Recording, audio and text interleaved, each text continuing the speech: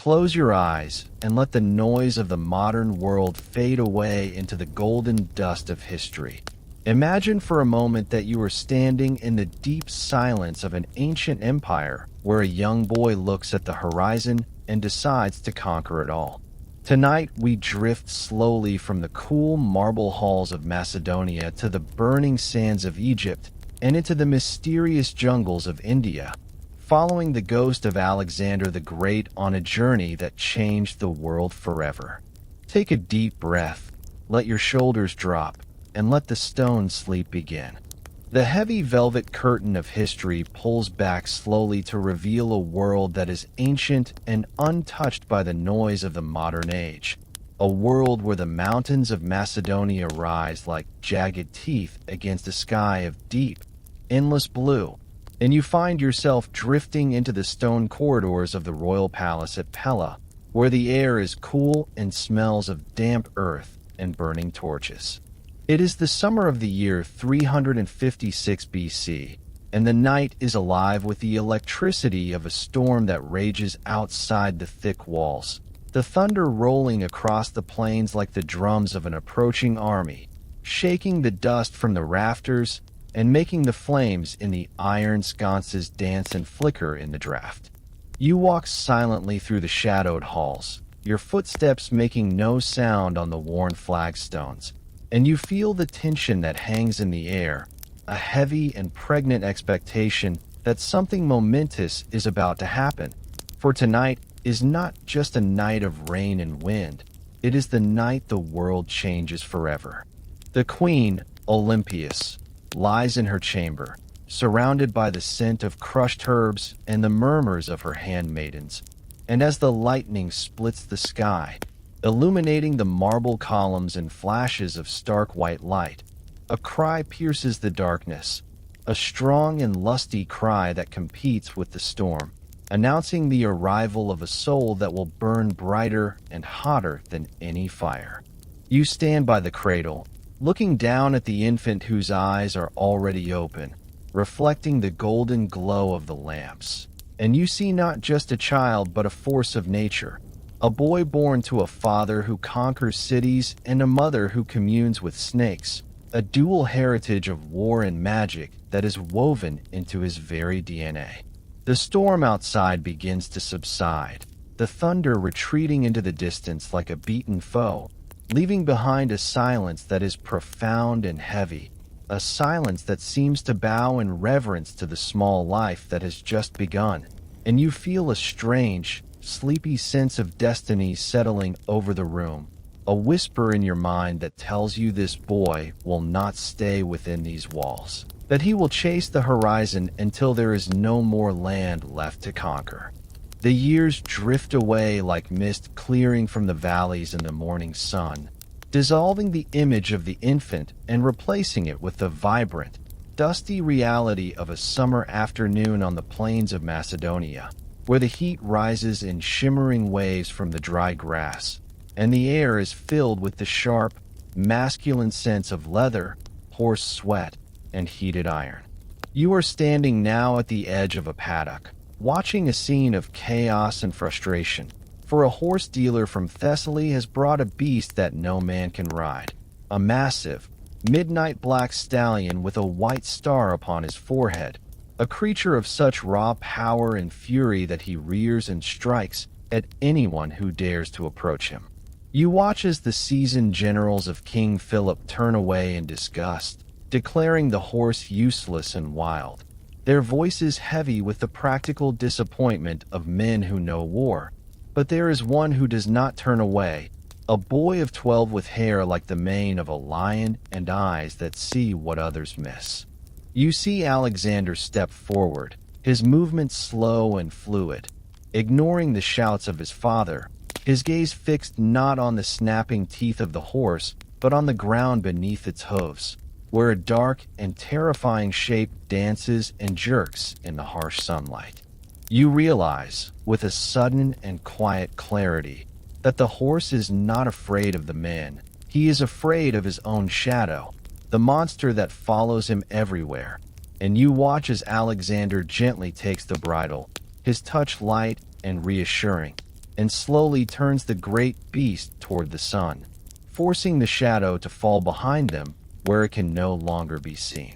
The transformation is instant and magical, the horse's muscles relaxing, his ears flickering forward, and you hear the low, soothing voice of the boy, a melody of calm words that bridges the gap between human and animal, creating a bond that is forged in understanding rather than force. You feel the dust swirl around your ankles as Alexander vaults onto the horse's back, a moment of pure athleticism, and the crowd gasps as the boy and the horse become one single, centaur-like entity, galloping across the plain with a speed that blurs the world into streaks of green and gold. You feel the wind rushing past your own face, the rhythmic thud of the hooves beating a tattoo against the earth. Thud, thud, thud, thud, a sound that is the heartbeat of the future conquest. And as they return, breathless and triumphant, you hear the king's voice, thick with pride and a strange, prophetic sadness, saying, "Look for a kingdom worthy of yourself, my son, for Macedonia is too small for you." The dust of the riding field settles slowly, drifting down to cover the tracks of the horse, and the scene shifts again, melting into the cool, dappled shade of the gardens of Mysa, a place of retreat and learning where the sunlight filters through the leaves of the ancient olive trees in patterns of lace and gold. You are seated on a stone bench covered in soft moss, the air around you sweet with the scent of wild thyme and the murmur of a nearby stream that flows over smooth pebbles, creating a natural music that calms the mind and opens the spirit to thought. Sitting across from the young prince is a man of quiet intensity, a philosopher with a beard of gray and eyes that hold the weight of all human knowledge, Aristotle, the teacher who has been summoned to shape the mind that will shape the world. You listen to the rustle of parchment scrolls being unrolled, a dry and whispering sound that speaks of secrets and stories, and you watch as Aristotle points a long finger to a map of the known world, a map that ends in mystery and ocean, tracing the paths of the heroes who came before. He speaks of medicine, of the stars that rotate in the velvet night, of the animals that inhabit the deep forests, and of the logic that governs the universe. But mostly he speaks of the Iliad, of Achilles, the warrior who chose a short life of eternal glory over a long life of obscurity. You see the spark in Alexander's eyes, a fire that is fed by the words of the poet Homer, and you know that he sleeps with a dagger and a copy of the Iliad under his pillow, dreaming not of comfort, but of the immortal fame that comes from the spear and the shield. The afternoons in the garden are long and lazy, filled with the buzzing of bees and the soft drone of philosophy, but underneath the tranquility, you can feel the sharpening of a blade, the forging of an intellect that will be as ruthless as it is brilliant.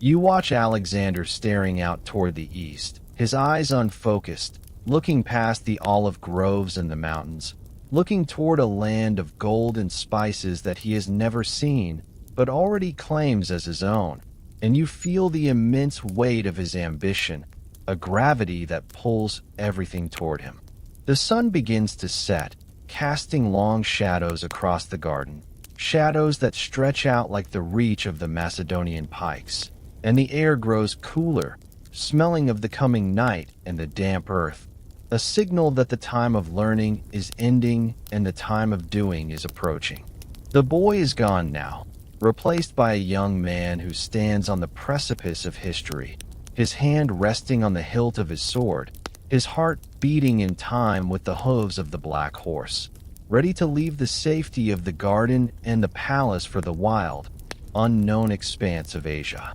You drift away from the scene, floating backwards through the olive trees, leaving Alexander to his thoughts and his destiny, feeling a heavy, peaceful sleepiness washing over you, a sense of closure on the beginning of the tale, knowing that the lion has been born, the horse has been tamed, and the mind has been sharpened, And now, the world waits in silence for the storm that is about to break. The peaceful shadows of the olive groves fade into the memory of your youth, replaced by the salty, bracing tang of the sea air as you stand on the precipice of a new continent, watching the gray waves of the Hellespont crash against the rocky shore. It is the spring of 334 BC, and the world stands poised on a knife edge between the known and the unknown. The air is filled with the rhythmic and hypnotic sound of wood creaking against water, the groan of timber, and the snap of canvas as a massive fleet of 160 triremes cuts through the choppy channel that separates Europe from Asia. You are no longer in the quiet gardens of Mysa. You are standing on the deck of the royal flagship, feeling the roll of the vessel beneath your feet, a slow and steady motion that mirrors the breathing of the sea. And all around you is the army, 40,000 men packed into the wooden bellies of the ships, a silent and disciplined force of sarissa-wielding phalangites, hardened veterans who have marched out of the mountains to challenge the sun itself. The sky above is a pale, washed-out blue, vast and indifferent, stretching over the coast of Anatolia, where the Persian Empire begins, a land of gold and tyrants that has loomed in the imagination of the Greeks for centuries like a glittering monster. You watch Alexander, now 20 years old and burning with a quiet, intense fire, standing at the prow of the ship, dressed in full armor that catches the spray of the sea, the bronze cuirass gleaming with a dull, wet light, his hair whipped back by the wind that smells of salt and destiny. As the ship grinds onto the sandy shoals of the Asian coast, the silence of the moment deepens, the soldiers holding their breath, waiting for the signal, and you see the king lift a spear, a heavy weapon of ash wood and iron, balancing it in his hand, feeling the weight of the history it carries. With a sudden, fluid motion, he casts the spear, a streak of metal flying through the air, arching over the white foam of the surf to bury itself deep into the wet sand of the beach, a thud that vibrates through the ground and into the souls of the men watching. It is a declaration, a legal claim made in iron, that this land is now Spear One property, a gift from the gods to the one strong enough to take it. And as Alexander leaps from the ship, the first man to touch the soil, the silence breaks, replaced by the rhythmic crunch of thousands of hobnailed boots hitting the sand, a sound like a slow landslide beginning to move. The army moves inland, a serpent of bronze and leather winding its way through the dusty hills of Troy, where the ghosts of Achilles and Hector are said to watch from the burial mounds. And you walk with them, feeling the heat of the Asian sun beginning to bake the ground, raising the scent of dry grass and wild sage, a smell that is sharper and more arid than the air of home. The march is slow and methodical, the steady tramp, tramp of the infantry becoming a hypnotic beat that lulls the mind into a trance of endurance, the dust rising in great,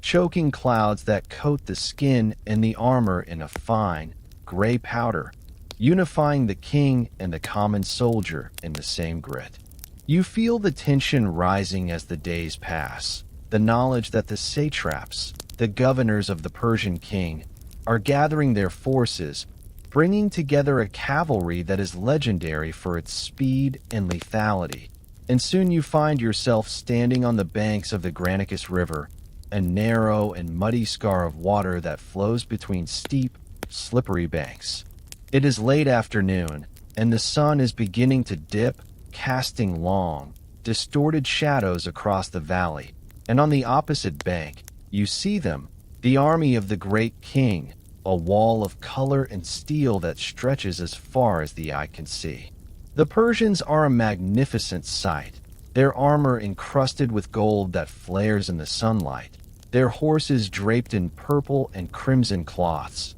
their commanders wearing tiaras and soft shoes, looking down at the Macedonians with the arrogance of an empire that has never truly known defeat. The river rushes between the two armies, a cold and turbulent barrier, the water swirling around dark stones and tangles of roots, and the air is filled with the sound of the horses snorting and stamping, the jingle of bridles, and the low, murmuring prayers of men about to die. You watch the sun glinting off the tips of the Macedonian sarissas, those 18-foot pikes that are held upright, creating a forest of wood and iron that sways gently in the breeze, a terrifying hedge of spikes that is the signature of Alexander's war machine.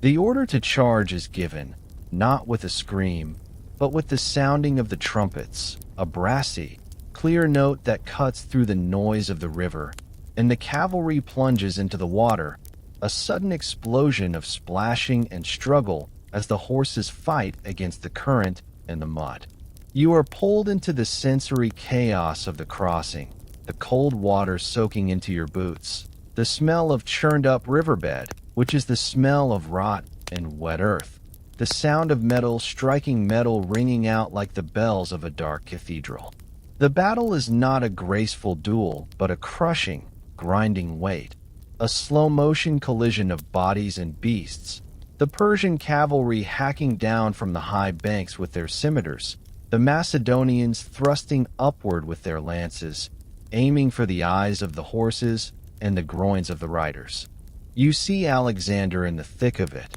his helmet adorned with white plumes that make him a beacon in the dust, fighting with a manic and possessed energy, his sword flashing like a piece of lightning trapped in the gorge. There is a moment of pure, frozen time where the king is struck, a blow to the head that cracks his helmet, a terrifying instant where the fate of the world hangs by a thread. But he does not fall. He strikes back, driving his spear into the face of the Persian commander, and the tide begins to turn. The Macedonian phalanx, the heavy infantry, finally drags itself up the muddy banks, a slow and unstoppable wall of shields that pushes the Persians back, step by bloody step, the sarissas acting like a giant piston that crushes everything in its path. The sounds of the battle change from the sharp ring of the charge to the dull, wet thud of the rout, the Persians breaking and turning,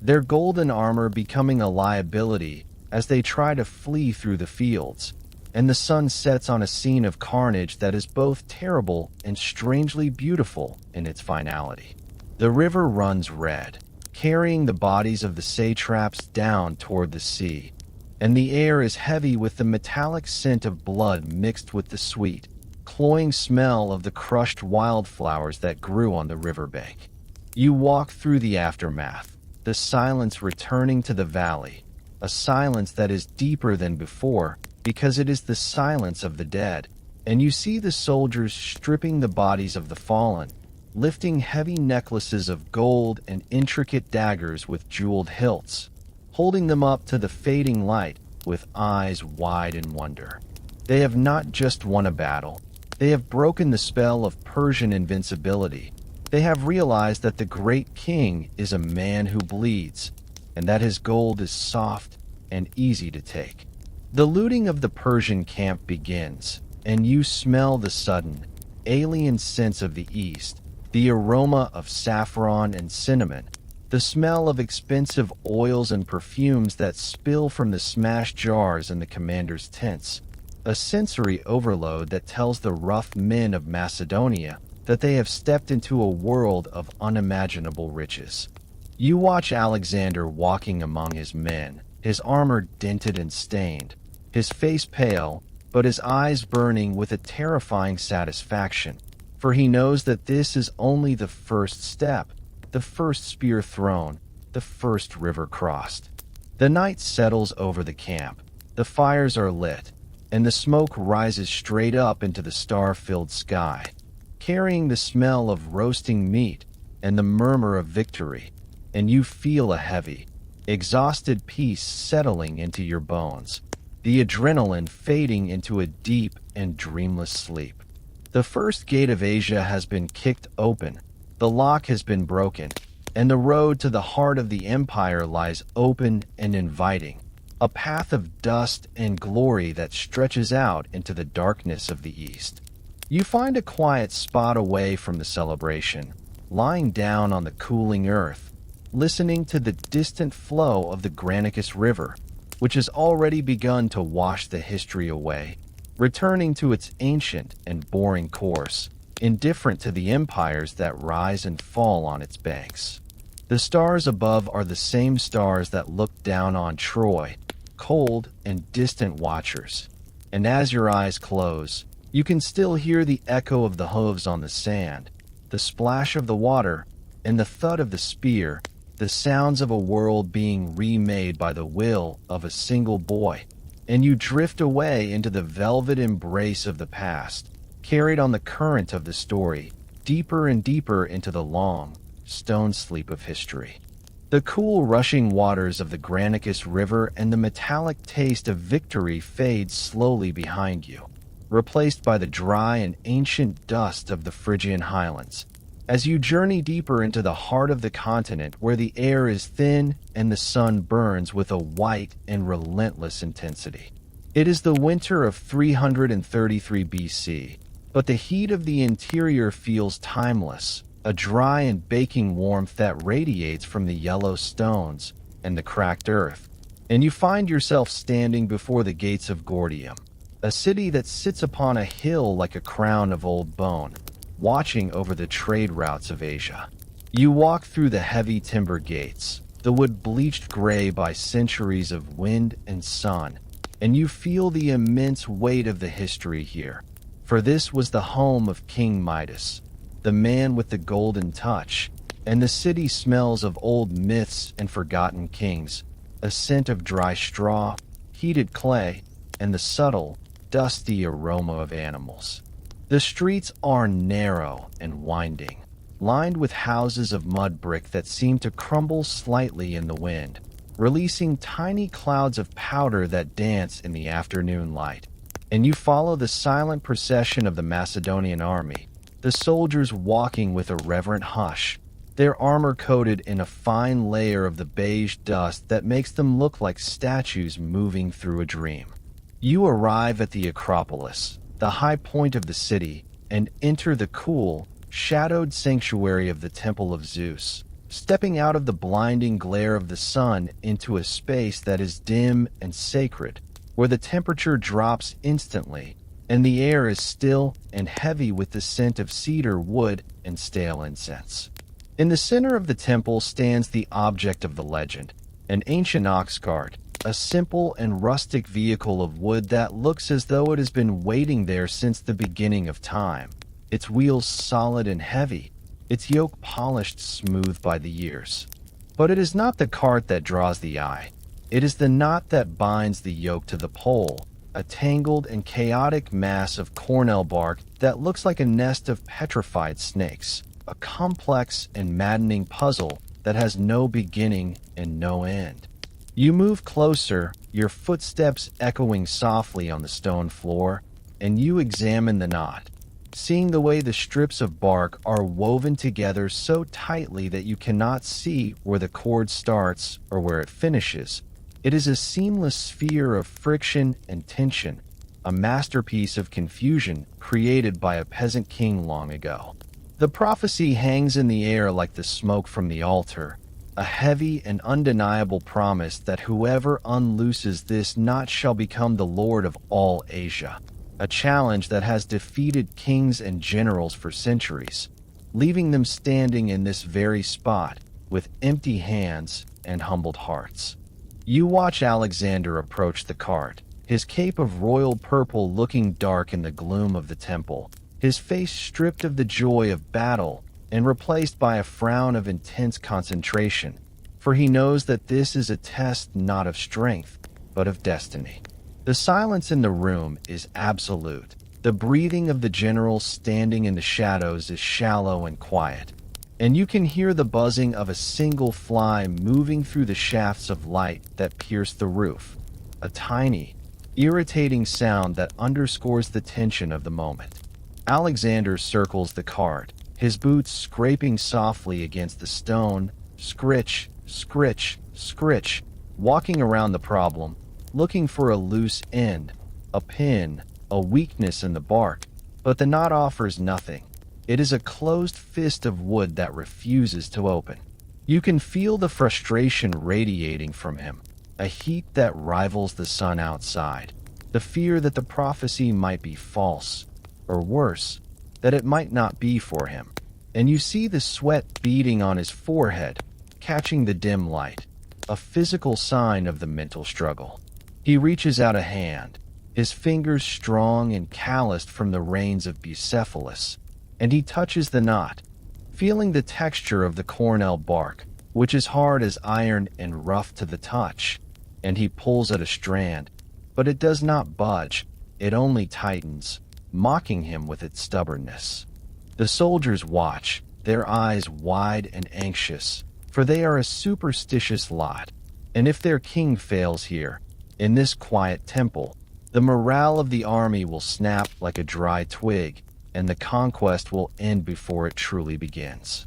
The minutes drag on, feeling like hours, a slow and boring passage of time where nothing happens but the staring and the thinking, the not remaining silent and impassive, a guardian of the empire that refuses to yield to traditional methods. You watch Alexander step back, his chest heaving slightly, his eyes narrowing as he looks at the tangle, and you see a shift in his expression, a realization dawning behind his eyes like the sun rising over a mountain range, the understanding that the rules of the game were made by other men, and that he is not other men. He realizes that the prophecy said only that the knot must be loosed. It did not say how, and with a sudden, decisive movement that blurs in the low light, he draws his sword, the xiphos, the blade hissing as it leaves the leather scabbard, a sound of lethal clarity. The steel glints in the temple gloom, a flash of silver, and before anyone can gasp or protest, he raises the weapon high above his head and brings it down with a savage and controlled force. Thwack! The sound is loud and shocking, the sound of metal biting into wood and bark, a violent punctuation mark in the quiet sentence of the afternoon. You watch in slow motion as the blade slices through the center of the knot, the ancient bark parting like water, the tension of centuries released in a single second, the ends of the cord springing apart and falling to the floor with a soft, dry rattle. The card is free, the yoke is loose, and the knot lies in pieces on the stone, destroyed and conquered not by patience, but by the will to rewrite the rules. The silence that follows is different now. It is not the silence of waiting, but the silence of awe, the courtiers staring at the severed bark, realizing that the impossible has been made possible by a single stroke of the blade. Alexander sheathes his sword, the metal sliding back home with a satisfying click, and he looks at the pieces of the knot with a calm satisfaction, wiping the dust from his hands as if he has just finished a simple chore. Outside the temple, the sky begins to darken, the heat of the day giving way to a sudden and dramatic change in the weather, and you hear the low, distant rumble of thunder rolling across the Phrygian plains, a growl from the heavens that sounds like approval. The storm breaks over the city, rain falling in heavy, warm sheets that wash the dust from the streets and drum rhythmically against the roof of the temple. Tap, tap, tap. 1,000 fingers applauding the new Lord of Asia. You stand there in the darkening sanctuary,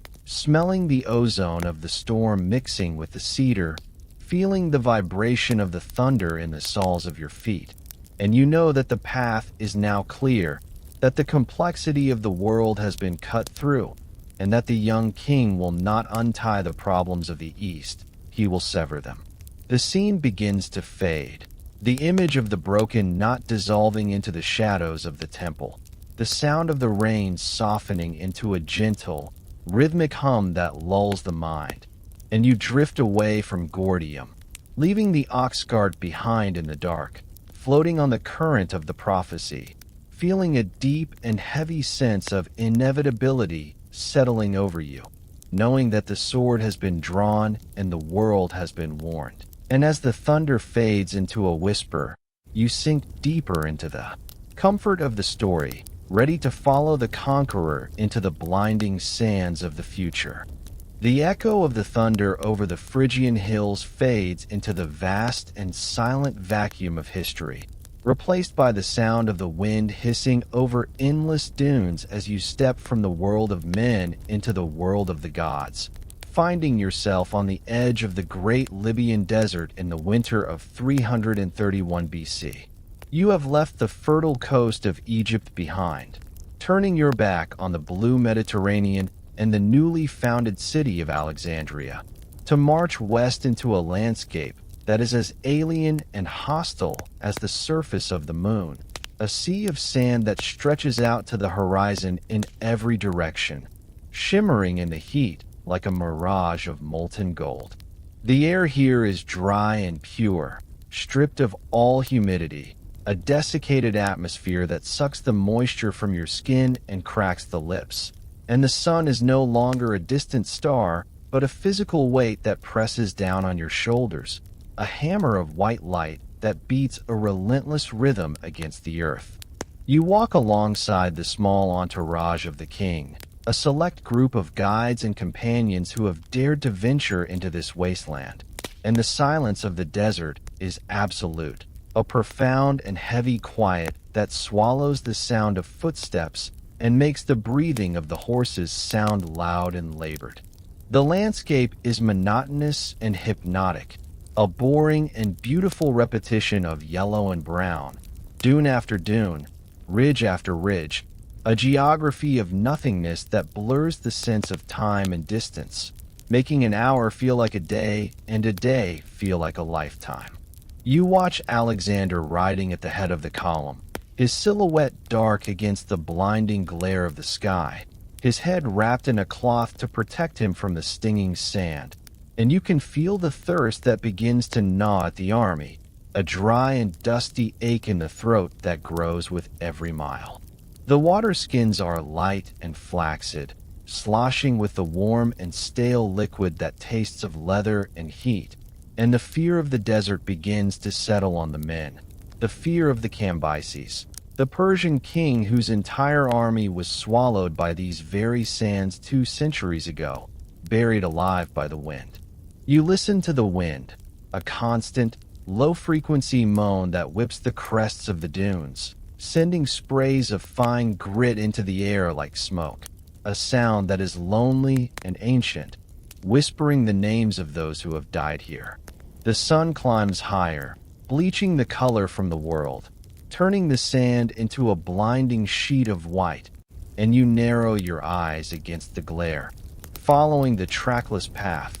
trusting in the stars and the instincts of the guides. Then, a miracle happens, a shift in the atmosphere that defies the logic of the desert. The sky turns a bruised and heavy purple, clouds gathering out of nowhere to obscure the punishing sun, and a sudden, cold rain begins to fall. You feel the drops hitting your face, cool and shocking, a blessing from the heavens that washes away the dust and the fear, and the soldiers turn their faces upward, drinking in the moisture, laughing in the sudden downpour that hisses as it hits the hot sand. The rain passes as quickly as it came, leaving the air smelling of wet stone and ozone, a scent of renewal that reinvigorates the march. And then, as if to confirm that this journey is guided by something greater than maps, 2 ravens appear in the sky. You watch them circling above the king,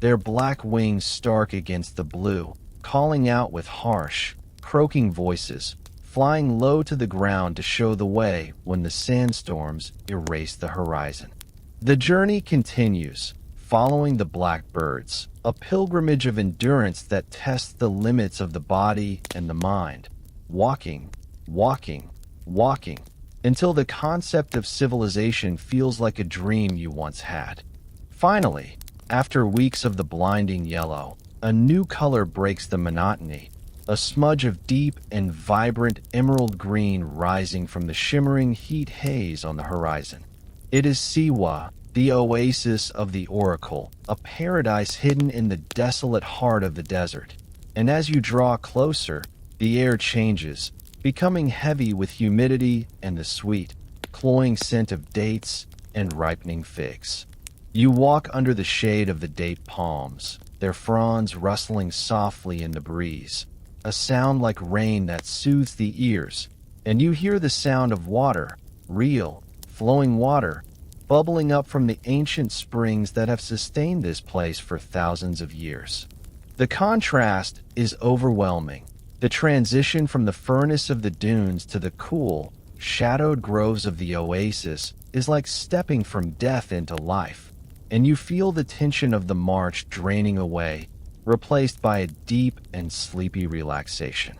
You see the Temple of Ammonius rising from the rock, a fortress of stone that looks eternal and imposing, its walls inscribed with hieroglyphs that tell the stories of the Egyptian gods, and the air around the temple smells of frankincense and myrrh, a thick and holy smoke that drifts from the inner sanctum. Alexander dismounts, his movements slow and reverent, washing the dust of the journey from his face in the sacred spring, and he approaches the temple alone, leaving his generals and his soldiers in the courtyard. You follow him as a shadow, slipping into the dim, cool interior of the temple, where the sunlight is blocked out by thick stone walls, and the only light comes from the flickering oil lamps that cast long, dancing shadows against the statues of the ram-headed god. The silence here is heavy and pressurized, the silence of a place that speaks to the divine.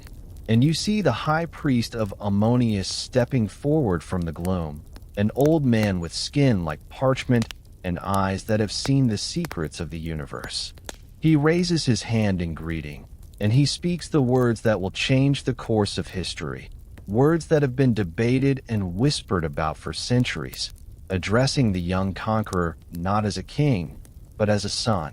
You hear the greeting, O Paidion, O Son of God, a slip of the tongue perhaps, or a divine confirmation, but in the quiet dark of the temple, it rings with the truth of a bell. Alexander nods, accepting the title not with arrogance, but with a quiet and terrifying acceptance, as if he has always known, as if the blood in his veins has always burned with a fire that is not entirely human. He follows the priest deeper into the sanctuary, into the Holy of Holies, where the oracle resides, and the heavy wooden doors close behind them with a dull thud, sealing the conversation away from the ears of men. You wait in the outer chamber, breathing in the incense, feeling the vibration of the place, a hum of energy that seems to come from the earth itself, and time seems to stop, the world holding its breath while the boy from Macedonia speaks with the god of the desert. When the doors open again, Alexander emerges, and you look at his face in the flickering lamplight, searching for a sign, and you see it, a calmness that was not there before, a serenity that is absolute and unshakable. He does not speak of what was said in the dark. He keeps the secret of the oracle close to his heart, but his eyes are clear and focused, looking past the stone walls,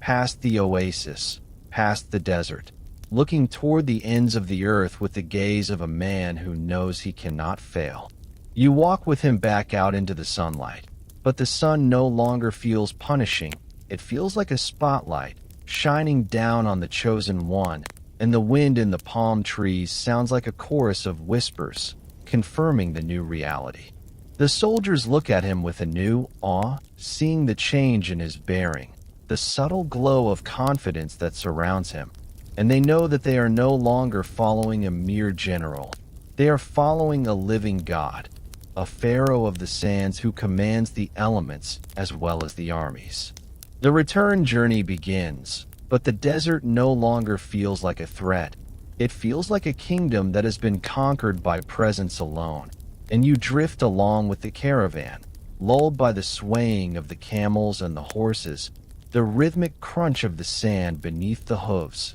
Crunch, crunch, crunch. The stars come out over the Libyan desert, a canopy of diamonds that stretches from horizon to horizon, brighter and closer than you have ever seen them, and you lie down on the soft, cooling sand, looking up at the constellations, tracing the shape of the hunter and the bull. The air cools rapidly, a refreshing chill that settles over the dunes, and you feel a profound sense of peace, a connection to the ancient mysteries of the world, knowing that you have witnessed the birth of a legend in the silence of the oasis. The story of the son of Zeus begins to spread on the wind, traveling ahead of the army, striking fear into the hearts of enemies and hope into the hearts of subjects. But here, under the vast Egyptian night, there is only the quiet, the stars, and the steady breathing of the man who believes he is divine.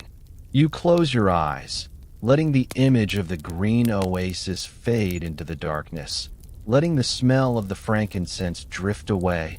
leaving you with the sensation of floating on a sea of sand, carried by the slow and inevitable current of destiny, drifting deeper and deeper into the long, stone sleep, safe in the knowledge that the gods are watching, and the path to the east is open and waiting.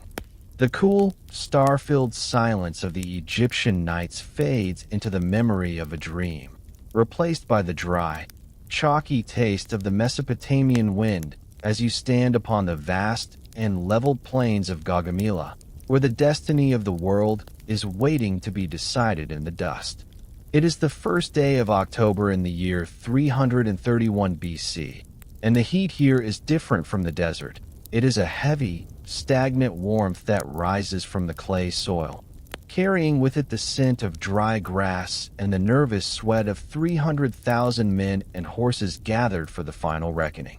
You are standing on a low ridge overlooking the battlefield, a flat expanse of earth that has been meticulously cleared of every stone and bush by the Persian engineers, smoothed into a terrifying dance floor for the scythed chariots that are designed to harvest human legs like wheat. The sun is high and blinding, a disk of white fire that bleaches the color from the landscape, turning the world into a sepia photograph of brown earth and bronze metal, and the air is thick with a silence that is not empty but pressurized, a silence that hums with the collective heartbeat of two empires about to collide. On the far side of the plain stands the great king, Darius III, surrounded by an ocean of soldiers that stretches from horizon to horizon, a force so massive that it looks like a shifting landscape of color and steel, with the immortals in their yellow and purple robes, the armored cavalry on their heavy Nicean chargers, and the terrifying war elephants from India standing like gray boulders in the sea of men. You watch the heat haze shimmering off the ground, distorting the vision, making the Persian line look like a mirage that wavers and dances in the distance. And you can smell the fear that drifts across the no man's land, a metallic and acidic scent that mixes with the dust. In the Macedonian camp, the mood is different. It is the quiet, focused calm of professional killers who have marched to the edge of the known world. And you see Alexander sleeping in his tent, resting deeply and peacefully until the sun is well up in the sky, a sleep of absolute confidence that unnerves his generals but calms the men. He wakes not with a start, but with a slow stretch, putting on his armor with a rhythmic, ritualistic slowness, the linen cuirass, the iron helmet, the heavy cloak, transforming once again into the god of war. And as he mounts Bucephalus, the black horse senses the magnitude of the day, standing steady as a statue. The armies begin to move, not with a rush, but with the slow, grinding inevitability of tectonic plates, the Macedonian phalanx angling to the right, a diagonal drift that is designed to pull the Persians out of their prepared ground, a game of geometry played with human lives. You hear the sound of the movement, a low-frequency rumble that vibrates in the soles of your feet, the rhythmic tramp, tramp, tramp of the hobnailed boots, the creaking of leather straps, and the soft clinking of the sarissa spikes bumping against each other. Darius takes the bait, sending his scythe chariots charging forward, and you watch them accelerate, the horses frothing at the mouth, the drivers shouting, the razor-sharp blades attached to the wheels spinning into a blur of silver light that screams as it cuts the air. It is a terrifying sight, a mechanical nightmare rushing toward the infantry. But the Macedonians do not break. They simply open their ranks, a disciplined and fluid movement like water parting around a stone, creating lanes of safety where the chariots pass through harmlessly, the horses refusing to charge into the hedge of pikes. You watch the chariots rattle through the gaps, useless and isolated, the drivers pulled down by the grooms in the rear, the great threat neutralized by the simple, boring discipline of the drill. The dust begins to rise now, a thick, choking cloud of yellow powder that is kicked up by the hooves of 40,000 cavalry,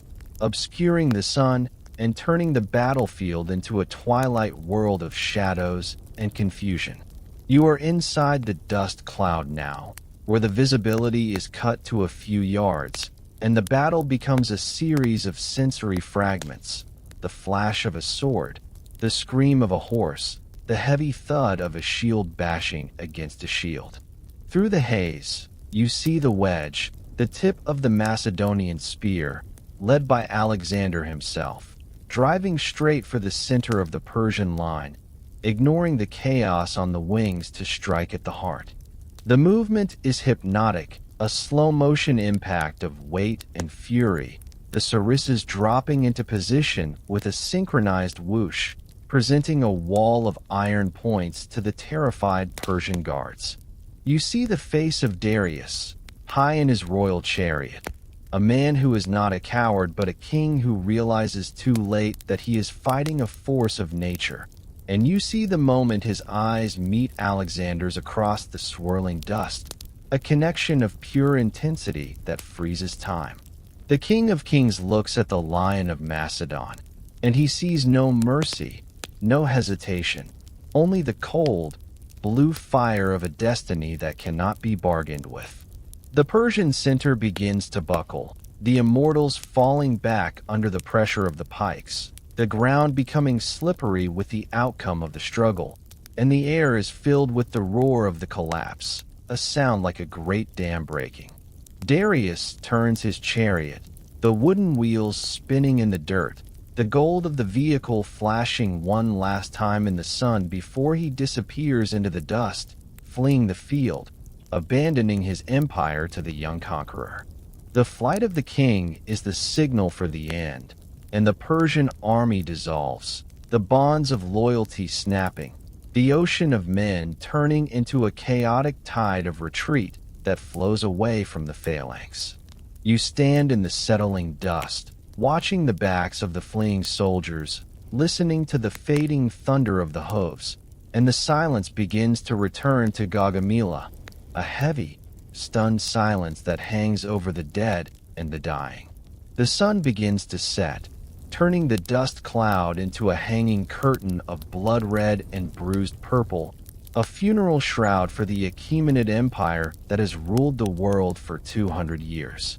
You walk through the debris of the battle, stepping over broken spears and discarded shields, seeing the gold and the silk trampled into the gray clay, the symbols of power reduced to trash in the dirt. The smell of the evening is cooling, the heat radiating back up from the ground, mixed with the iron scent of the blood and the dry straw, and you feel the immense weight of the history that has just occurred, the shifting of the axis of the world. Alexander does not celebrate wildly. He sits on his horse, covered in dust and sweat, watching the horizon where Darius vanished, knowing that the chase is not over, but the war is won. The campfires are lit, thousands of small stars flickering on the dark plain, but the mood is somber, a quiet reflection on the scale of the slaughter and the magnitude of the victory. You find a place to rest near the baggage train,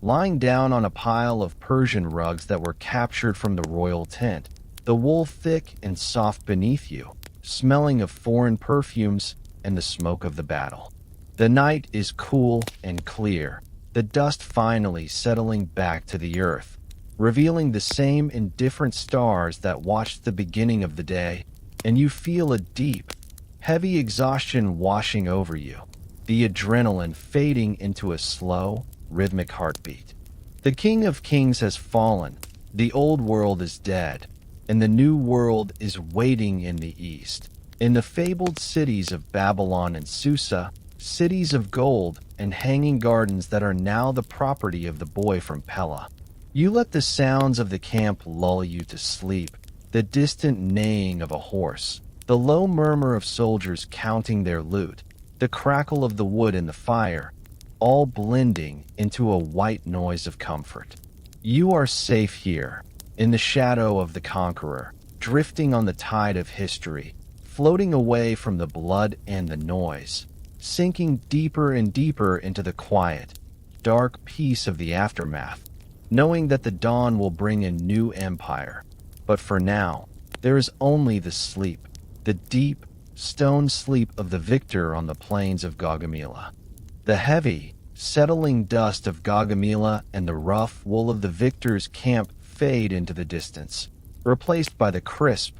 thin air of the Zagros Mountains as you ascend toward the jewel of the east, leaving the plains of blood for the terrace of stone where the Persian soul resides. It is the early spring of 330 BC, and the snow still clings to the high peaks that surround the city of Persepolis, glowing a soft, pale blue in the moonlight, acting as a natural fortress for the most beautiful city on earth, a city that was built not for war, but for the celebration of power. You stand at the foot of the great staircase, a double ramp of limestone that rises gently from the plain, designed so that horses and nobles could ascend without losing their breath, and you feel the immense, quiet dignity of the place, a silence that is different from the desert or the battlefield. It is the silence of a library or a tomb, a hush of supreme confidence. You walk up the shallow steps,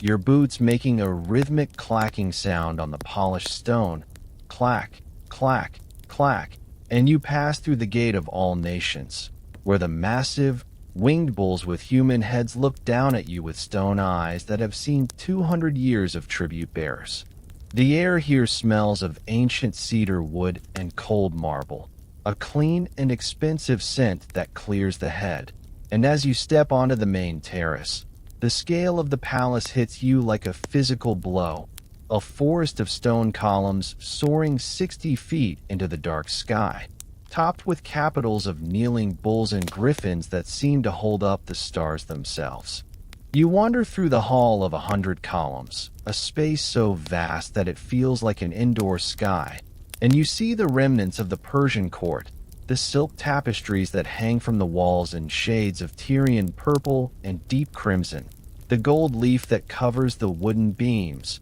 the silver plates left on the tables, a level of wealth that is so excessive it feels dreamlike and heavy. The army is here, but they are quiet now, stunned by the opulence, wandering through the treasury where mountains of gold derricks and silver talents are stacked like firewood, the metal gleaming dully in the torchlight, and you realize that the war is truly over, for the heart of the enemy is in your hands. The night deepens, and the chill of the mountain air is chased away by the lighting of 1,000 fires, not campfires this time, but the fires of a great feast, a celebration of the end of the world as they knew it. You drift into the banqueting hall, where the air is thick and warm, smelling of roasted meats glazed in honey, of sweet Shiraz wine, and of the heavy, floral perfume of the courtiers who have switched their allegiance to the new king.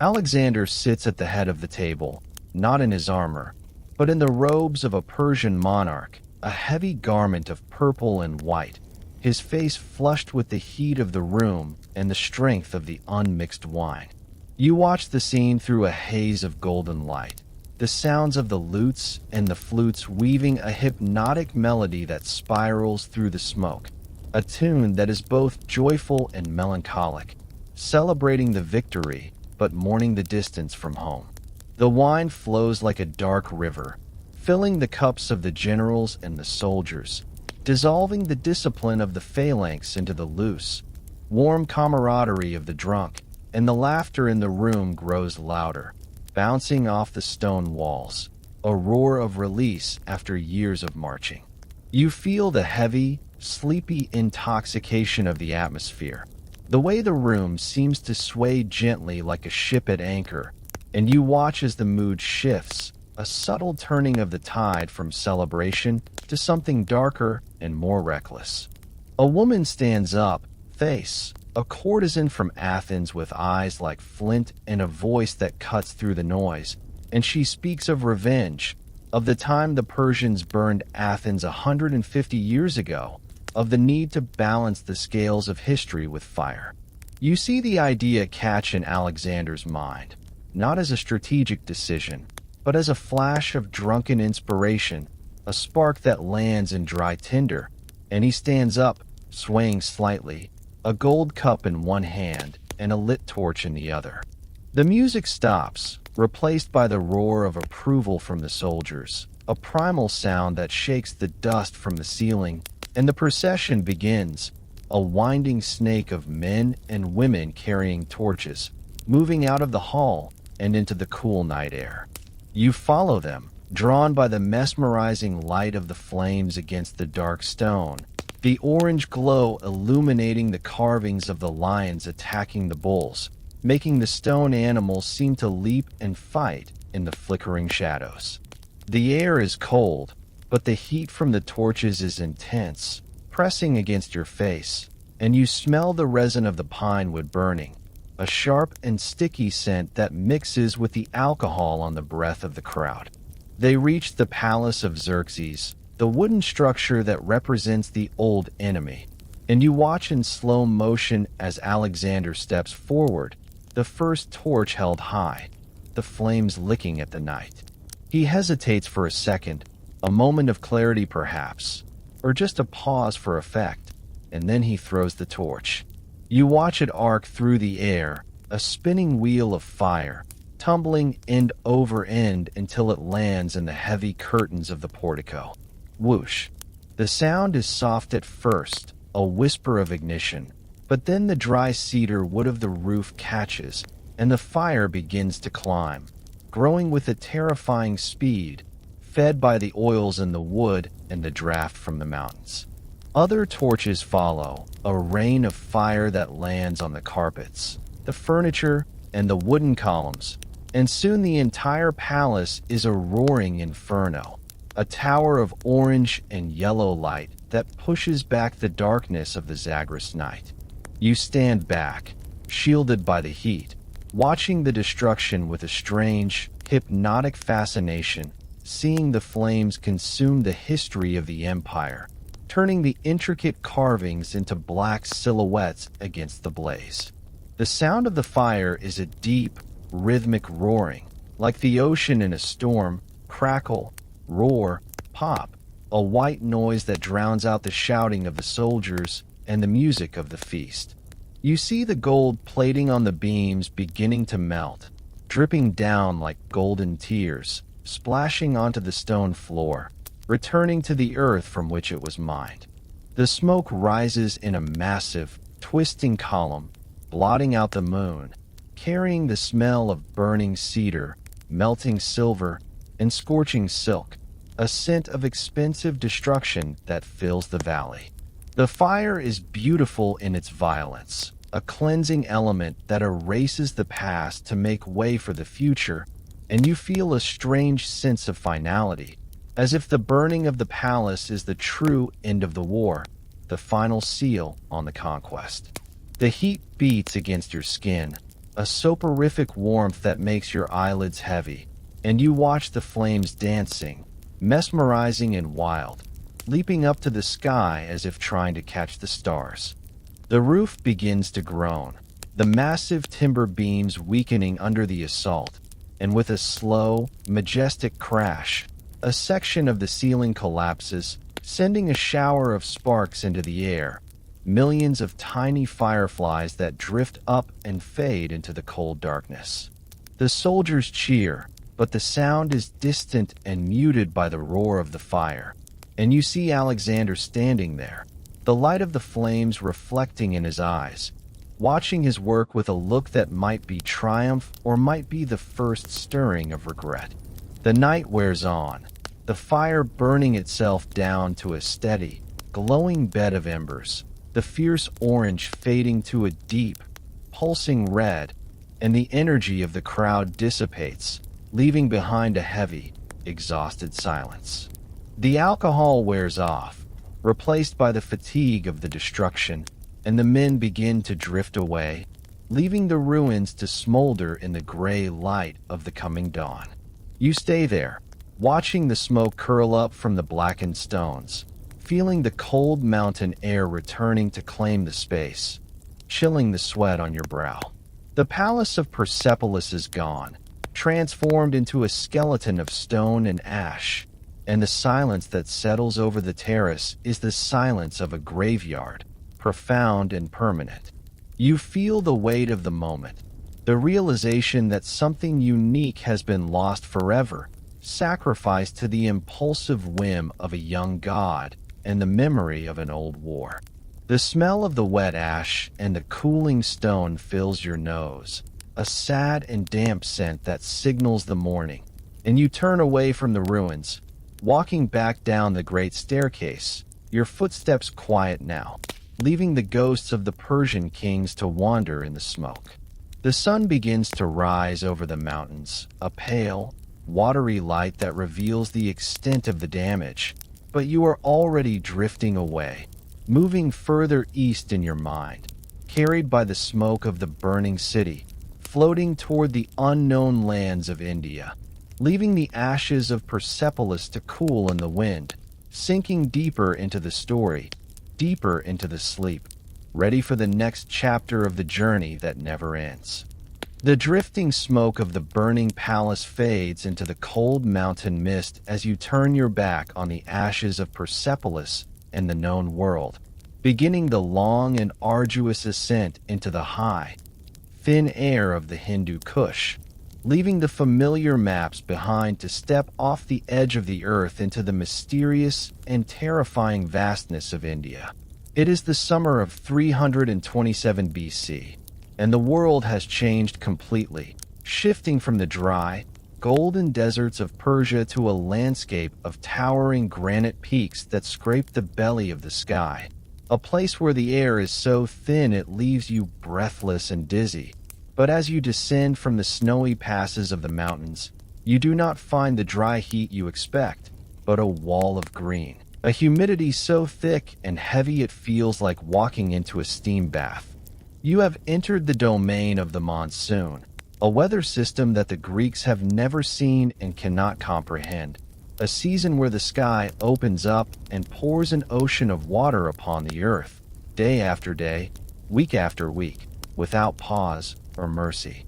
The transition is a shock to the system, the dry cracking of lips replaced by the constant, dripping moisture that clings to everything, your skin, your hair, your eyelashes, a permanent layer of sweat and rain that never dries. You walk through the Khyber Pass, the gateway to this alien land, and the road beneath your boots turns from dust to mud, a deep, sucking clay that grabs at the soles of your feet, changing the rhythm of the march from a crisp crunch to a wet, heavy squelch, squelch, squelch, a sound of struggle that slows the army to a crawl. The rain is not like the sharp, cold showers of Macedonia. It is a warm, relentless deluge, falling in sheets so thick they obscure the trees 10 feet away, creating a gray, shimmering curtain that encloses you in a private world of water. You listen to the sound of the rain,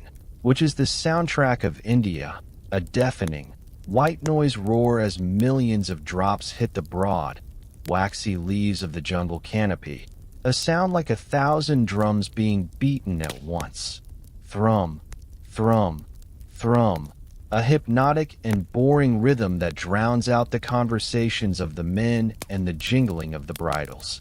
The armor of the phalanx, once polished to a mirror shine, begins to dull and rust in the damp air, the iron turning a deep, flaky orange, and the leather straps of the sandals and the cuirasses begin to bloom with a fine, green mold, the jungle consuming the army, eating away at the discipline and the shine of the West. You breathe in the air, and it smells of life and decay in equal measure, a pungent, overpowering scent of rotting vegetation, wet wood, and strange, spicy flowers that bloom in the dark undergrowth, a smell that is sweet and cloying and heavy, sitting in the back of the throat like the taste of a fever. The landscape is a riot of green, a chaotic explosion of vines and ferns and trees so massive their roots look like the foundations of temples, twisting and turning into the earth like giant snakes.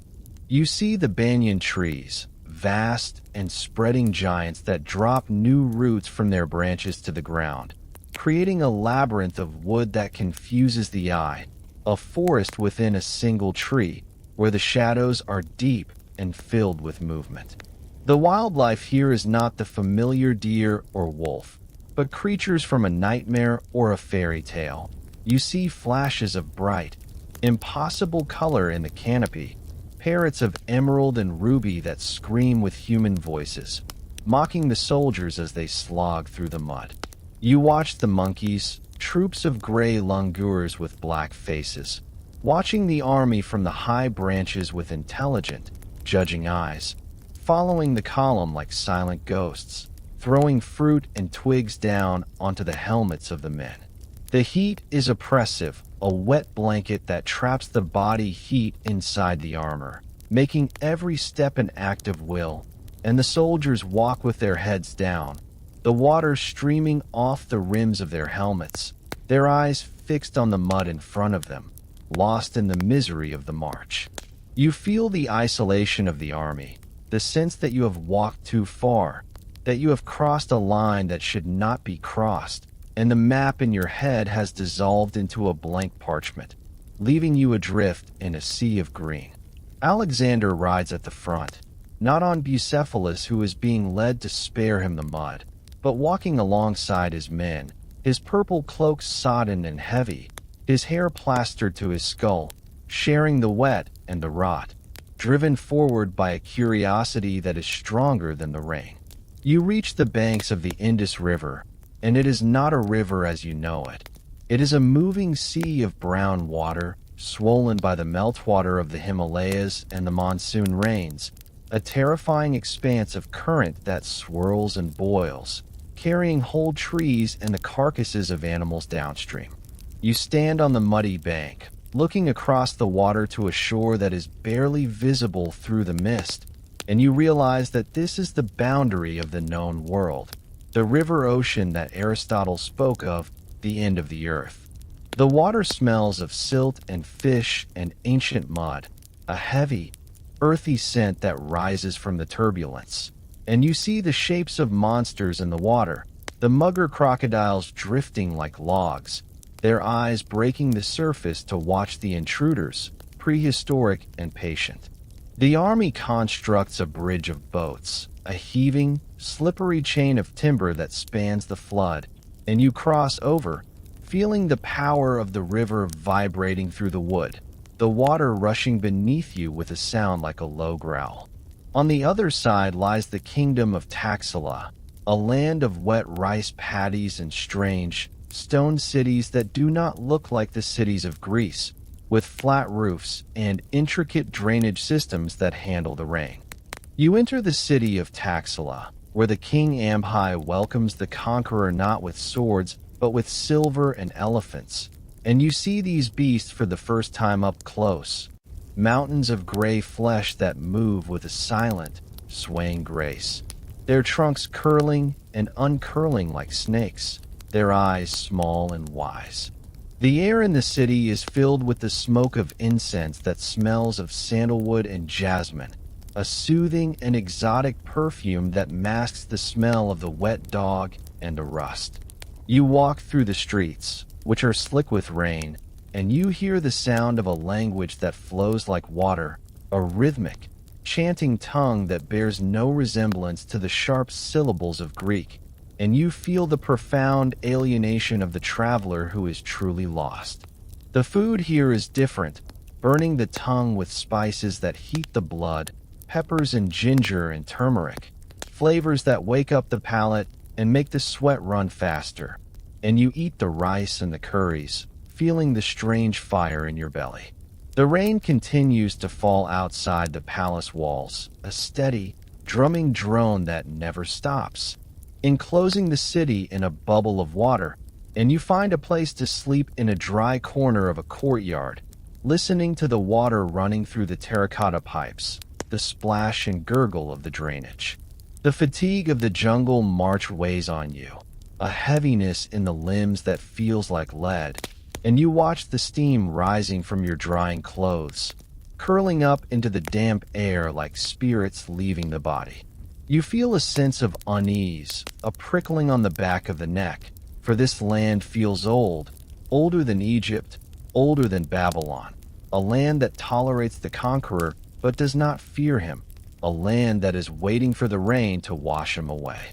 The green of the jungle seems to glow in the twilight, a phosphorescent, living color that pulses with energy, and you realize that the vegetation is the true enemy here, a force that grows faster than you can cut it back, a green tide that threatens to swallow the road and the history you are trying to make. You close your eyes, and the sound of the rain becomes a lullaby, a boring, repetitive, ceaseless rhythm that washes away the memory of the dry desert and the snow, leaving only the wet, the mud, and the green. You drift into a sleep that is filled with the sounds of the jungle, the scream of the peacock, the trumpet of the elephant, the roar of the tiger in the distance, a sensory landscape that is rich and terrifying and beautiful. You are on the edge of the map, poised on the brink of the unknown, and the world has dissolved into water and shadow,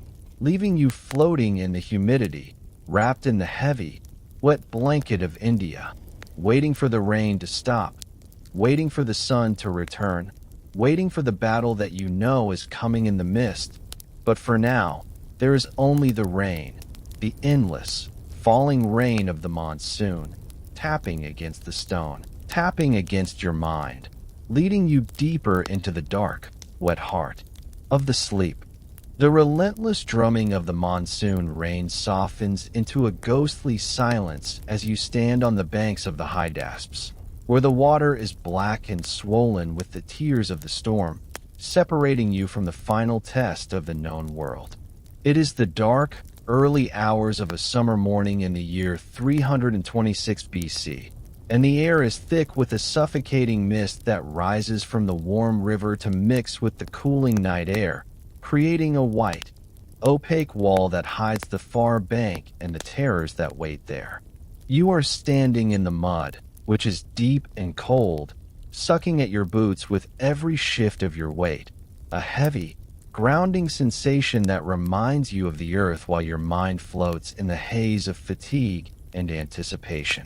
The storm that has raged all night is moving away, the thunder rumbling in the distance like the growling of a tired beast, a low, vibrating bass note that you feel in your chest more than you hear with your ears. The flashes of lightning are less frequent now, but when they tear through the purple sky, they illuminate the river in stark, strobe-like bursts of white light, revealing the dark shapes of the rafts and the galleys struggling against the turbulent current.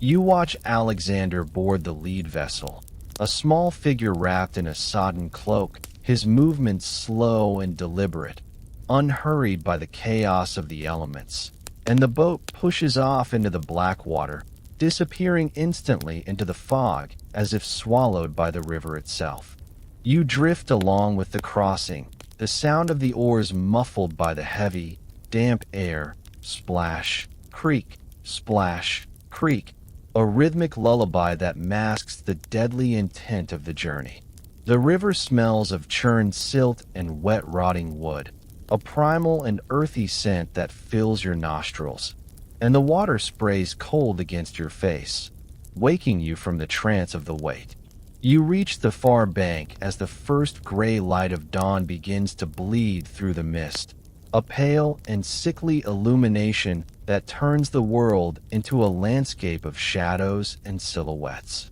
The army forms up in silence, the phalangites checking their sarissas, the cavalry soothing their horses, who are twitching and rolling their eyes, sensing something in the air that the men cannot yet see. It is a smell, a musk that is heavy, pungent, and terrifyingly alien. The smell of a zoo gone mad, a scent of wildness and raw power that triggers a deep, ancestral fear in the pit of your stomach.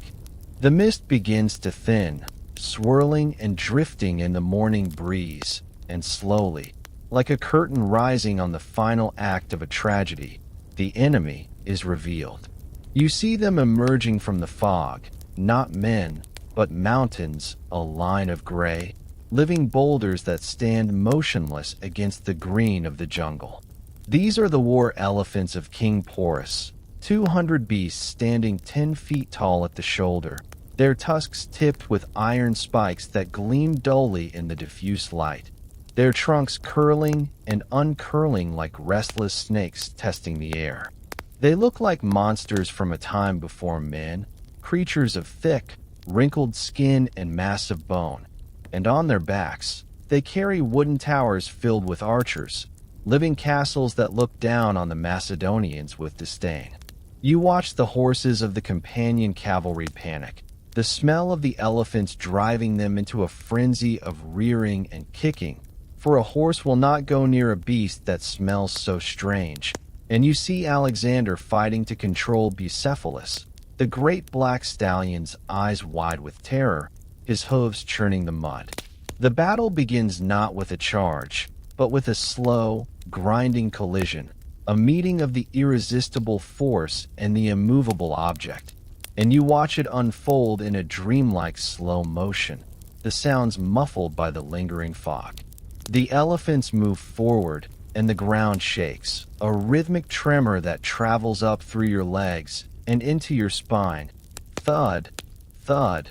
thud, the footsteps of giants that drown out the beating of your own heart. You hear the trumpeting of the beasts, a high, shattering scream that sounds like metal being torn apart, a noise that cuts through the mist and paralyzes the mind with its sheer volume and violence. The Macedonian phalanx advances, the long sarissas lowered, a hedgehog of iron points moving to meet the wall of gray flesh, and the impact is a sickening, wet crunch that echoes across the muddy plain.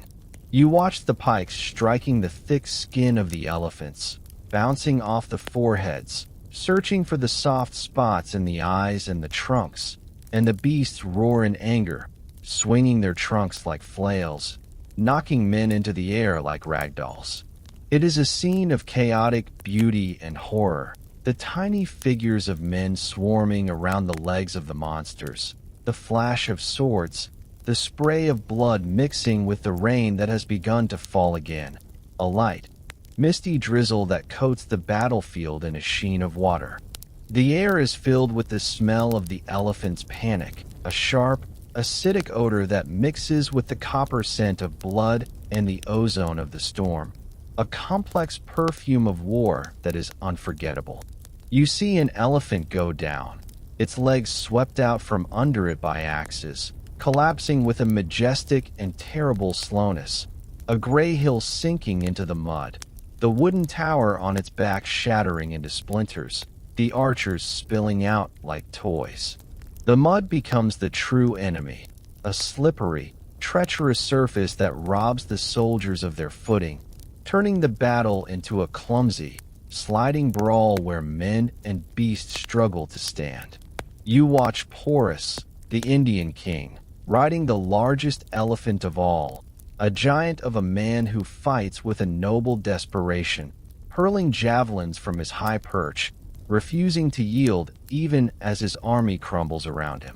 He is a worthy opponent, a mirror image of Alexander's own courage, and you feel a strange sense of respect rising in your chest, a recognition that here, at the edge of the world, the Macedonians have finally met their match. The battle rages on for hours, a grueling, grinding contest of endurance, but slowly, the discipline of the West begins to tell against the raw power of the East.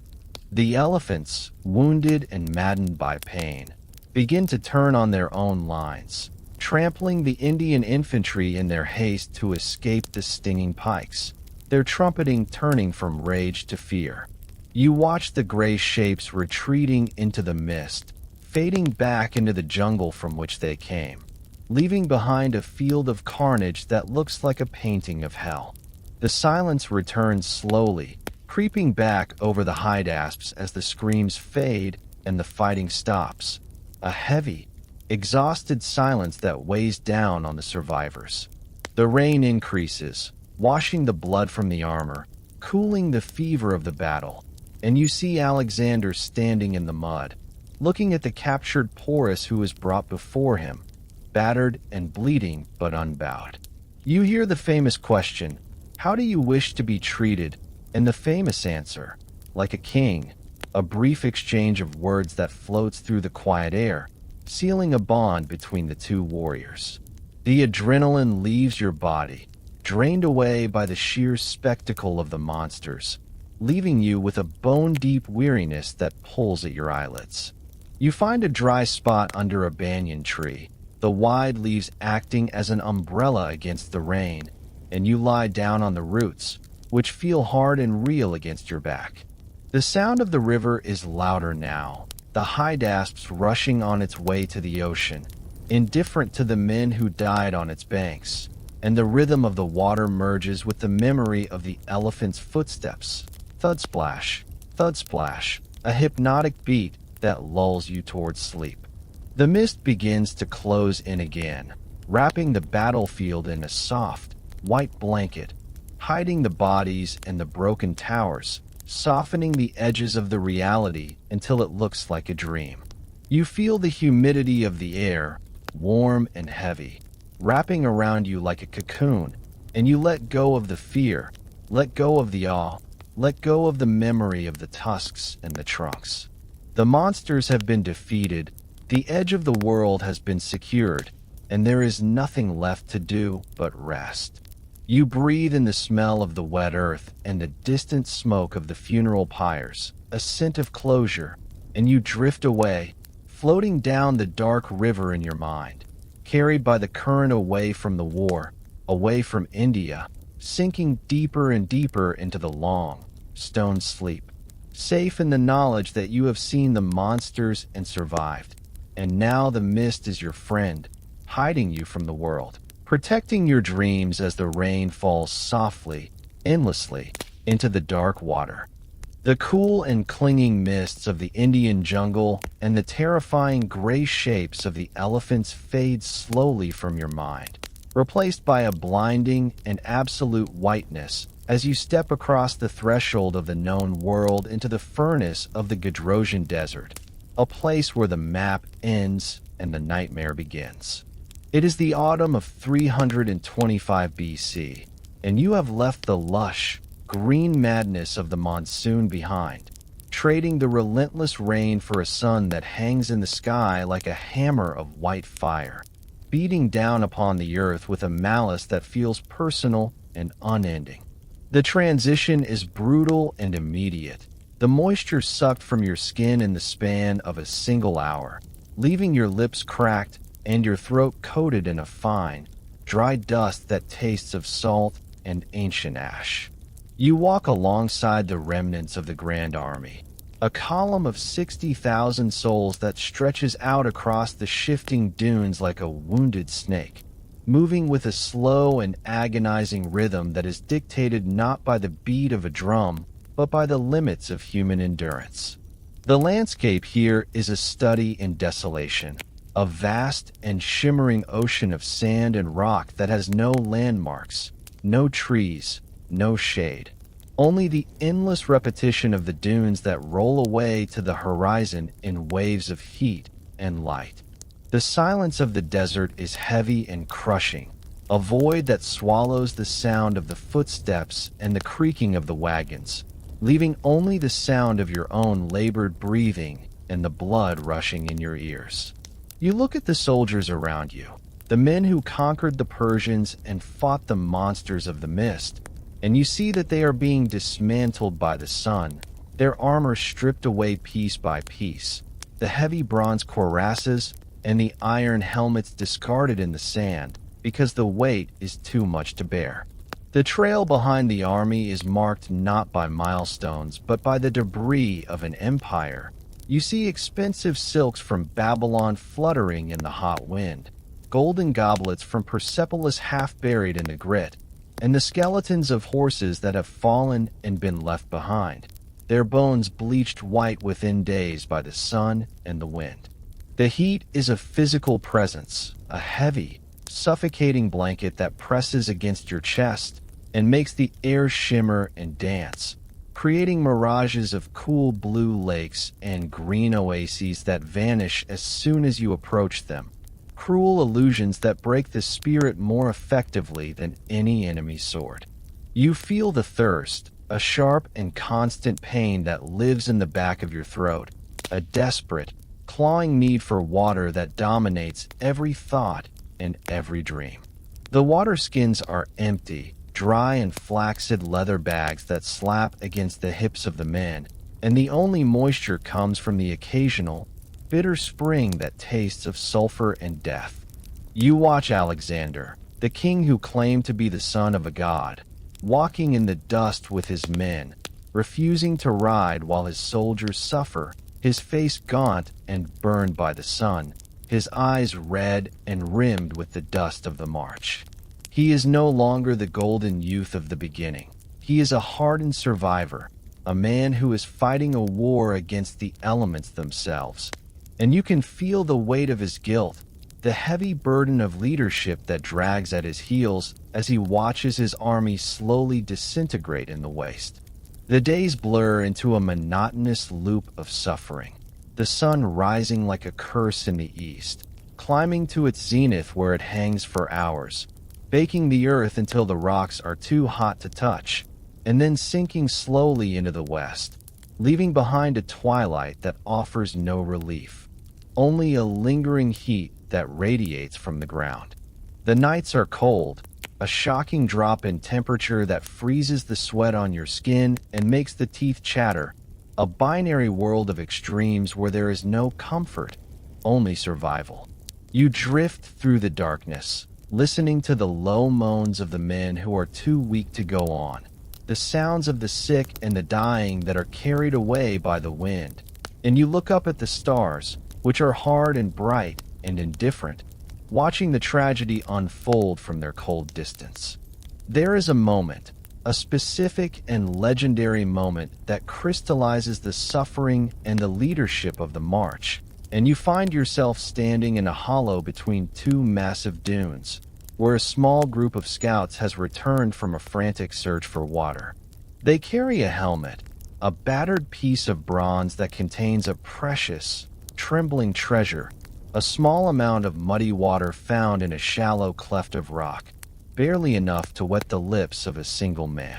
The soldiers gather around, their eyes wide and desperate, staring at the water with a hunger that is terrifying to witness, licking their cracked lips, their bodies screaming for the liquid.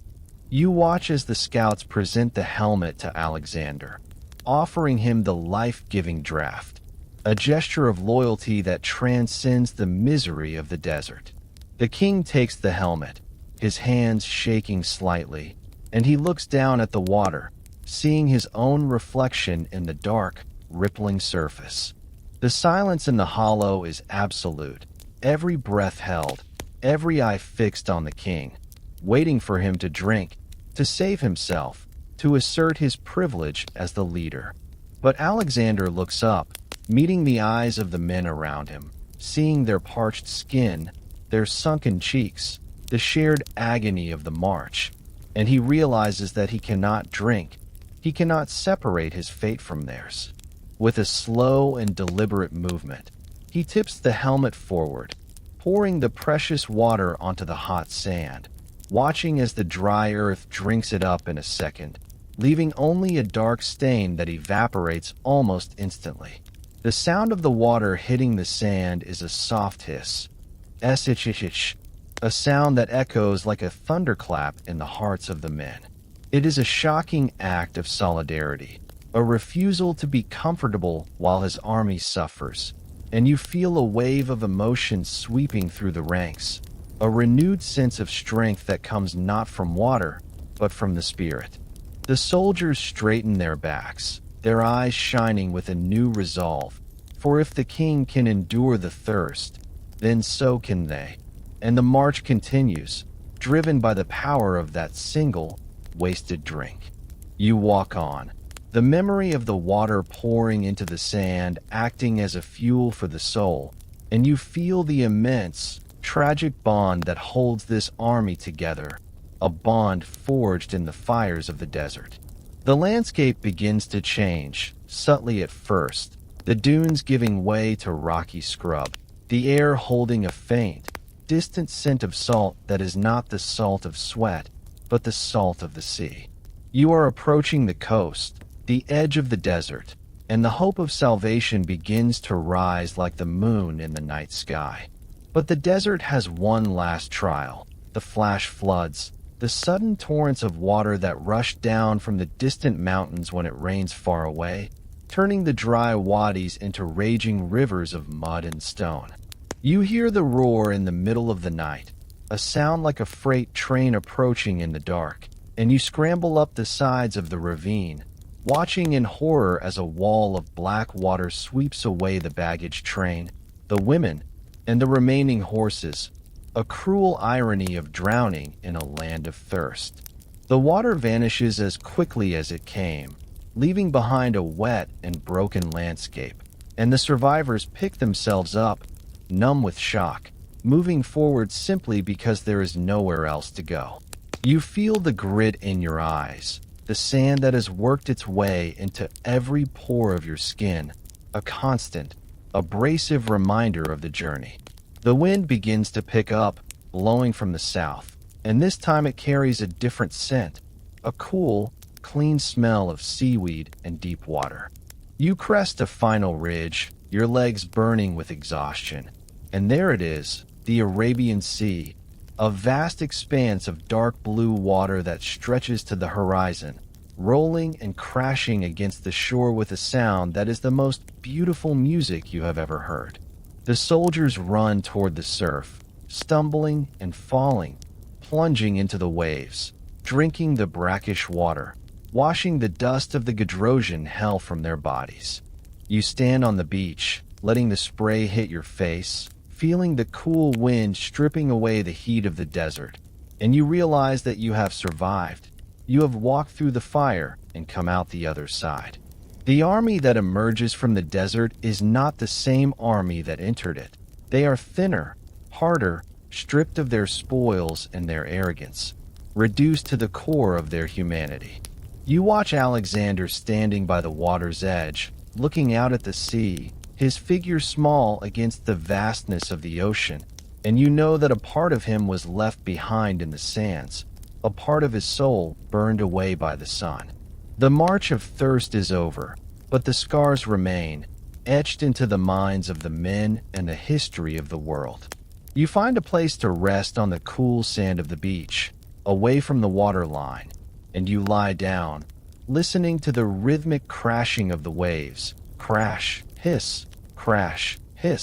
a soothing and eternal sound that washes away the memory of the silence. The stars come out over the ocean, clear and friendly, guiding lights for the ships that will take you home, and you feel a deep, heavy sleep pulling you down, a sleep earned by survival, a sleep that is free from the fear of the sun. You close your eyes, letting the sound of the ocean fill your head, drifting away from the desert, floating on the cool, dark water of the night, sinking deeper and deeper into the peace of the end of the journey.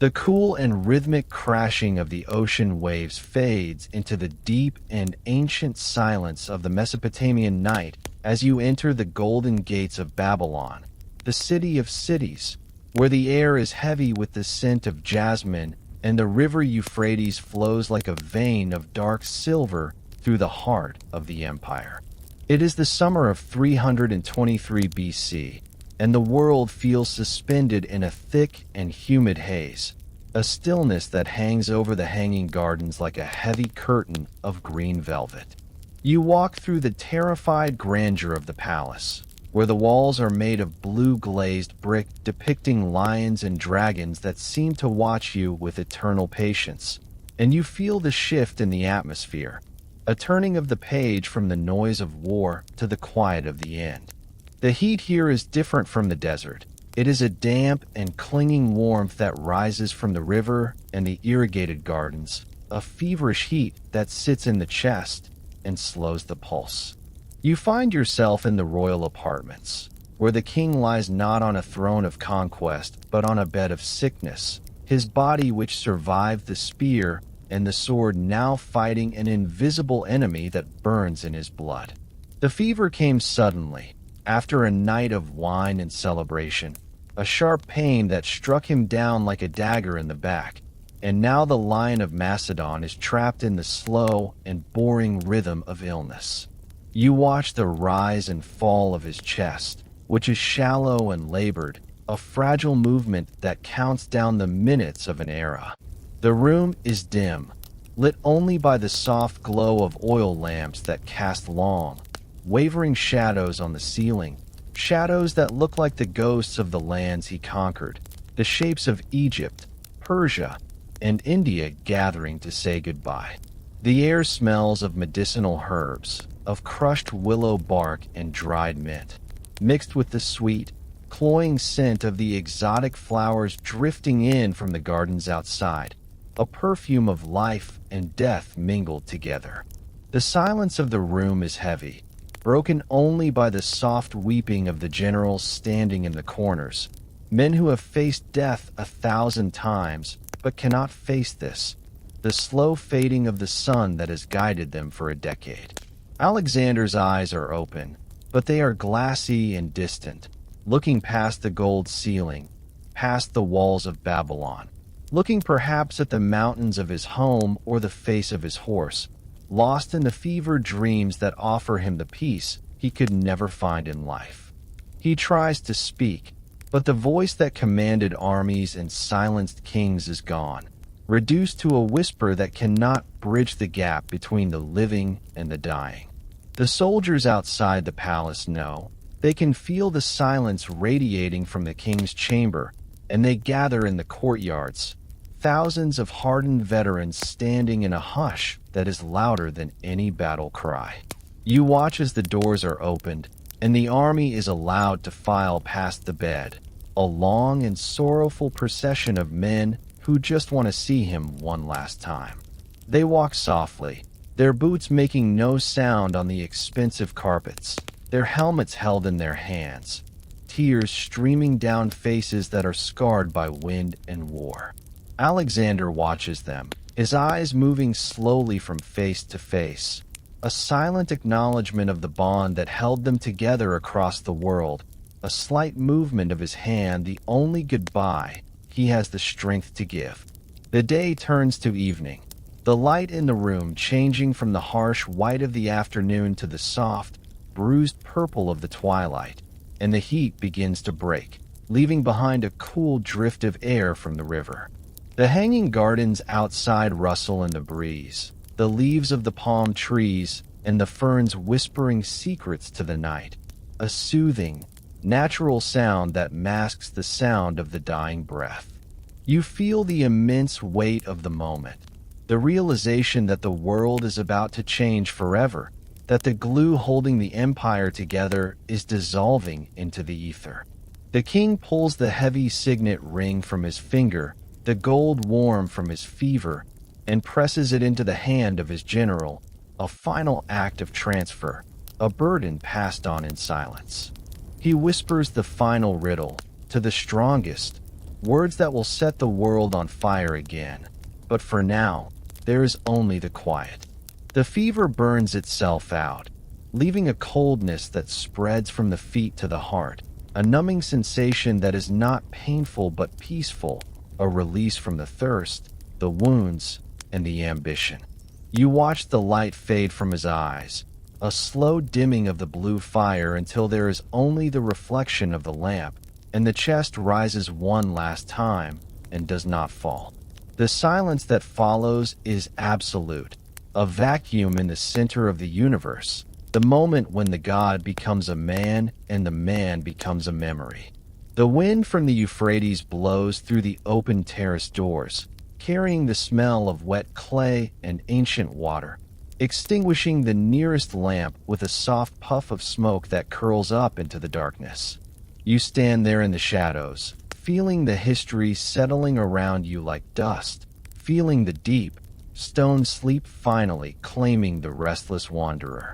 The journey is over, the map is finished, the horizon has been reached, and there is nothing left to do but rest. You let the darkness of the room wrap around you, a comfortable and heavy blanket of velvet night, and you drift away from the palace, away from Babylon, floating on the quiet river of time, sinking deeper and deeper into the eternal, dreamless sleep of the ages, where the kings and the conquerors are all the same, resting in the silence of the hanging gardens forever.